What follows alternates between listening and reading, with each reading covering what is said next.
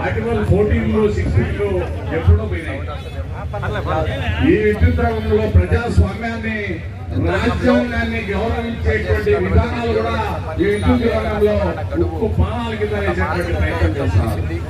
నిన్న ఆపరేటర్లు కానీ రెగ్యులర్ ఉద్యోగులు కానీ ఎవరికే కానీ లీవ్ ఇయ్యొద్దని చెప్పి ఆయన రాష్ట్రంలో 5 విద్యుత్ కార్మికులు శాంతియుతంగా ప్రజాస్వామ్యబద్ధంగా తమ నిరసనలను సాల్వ్ చేయనప్పుడు తెలుపుకోవాల్సినటువంటి హక్కు ఉందా లేదా ప్రజాస్వామ్యంలో?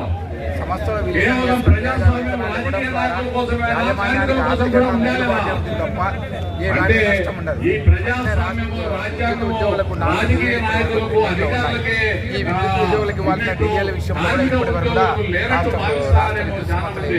స్పందించడం లేదు. ఈ డిమాండ్ల సాధన కోసం ఇవాళ విజయవాడ, విశాఖపట్నం, తిరుపతి ఎస్పీడీసీల కార్యక్రమాలు కొనసాగిస్తూ ఉన్నాం.